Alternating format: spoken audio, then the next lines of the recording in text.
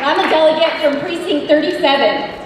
Today I have the privilege and honor of nominating my father, Bill Thiebaut, a Democrat candidate for District Attorney. I was 6 years old when my dad first served in public office, nearly 25 years ago. Wow, a lot has changed since then. My dad is a little bit grayer. He's had more kids, more grandkids, and a lot more grandkids. He's gone from making the law to enforcing the law. But some things haven't changed. My dad still is the same principled guy that headed to the State House in 1987. He's our senior Democratic statesman. He's honest, he's fair, and he has been and still is a union man.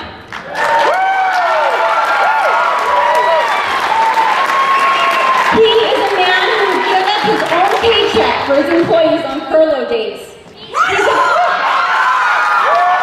He's a creative advocate of Pueblo, taking on those who dump their sewage in our creek. He's courageous, seeking justice where others turn their heads, and prosecuting even the well-connected. Bottom line, my dad is principled. He's the consummate public servant with no strings attached. So with that, I'd like to nominate Bill Thiebaut as Democrat candidate for the 10th Judicial District Attorney. My dad, the People's Attorney, Pueblo's District Attorney.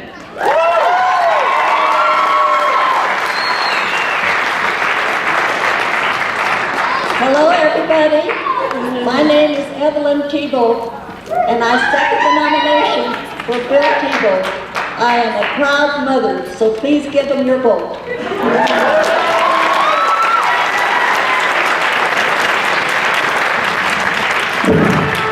Okay, it's a little difficult to coordinate and do all this, but thank you for your patience.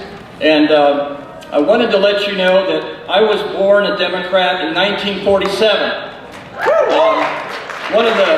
One of the first times that I remember as an infant was when my father held me in his arms and I felt secure and safe. And as the generations pass, as you can see in front of you, I want to be sure that my children and my grandchildren feel safe and secure in my arms. You know, as Democrats, we are nothing more than an extension of our families.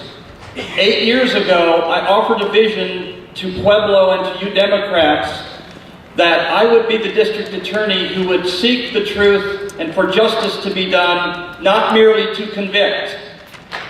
Those are promises that I made, and those are promises that I kept. I have tried to prosecute real criminals and make sure that those people who are caught in negative spirals in their lives get the treatment and the helping hand they deserve. I have worked with a wonderful and competent staff to prevent crime in our neighborhoods. I have worked to protect our health and our welfare.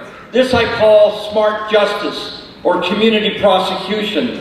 But I realized early on that I must lead with deep principle. No one is above the law or beneath it. Everyone must be treated fairly. I am a steward of the public trust. So I prosecuted people who committed crimes with the point of a gun or the point of a pen. I made sure that we balanced those that needed to go to jail with those that got treatment because of drug abuse, alcohol abuse, mental health issues, or veterans that are suffering from post-traumatic syndrome. I made sure that we prevent crime in our neighborhoods by getting into our youth and by making sure that we do things not just from the schoolhouse, but all the way to the State House, where I have advocated for adequate funding, even now, after I've left the legislature, for our children and our families. I have made sure that education is the best inoculation against crime, that a good job means mom and dad have pride and can set a good example for our children, and that children can make decent wages and earn real income when they graduate from high school or college. I have fought for our health and welfare. I fought Colorado Springs. I will fight them continually. I will not let them send their sewer down to us in human waste. I will fight for the people in North Pueblo County, on the east side, all the way through to the confluence of the Arkansas and the Fountain Creek. We fight with the Attorney General to stop asbestos problems in our neighborhoods and in our community.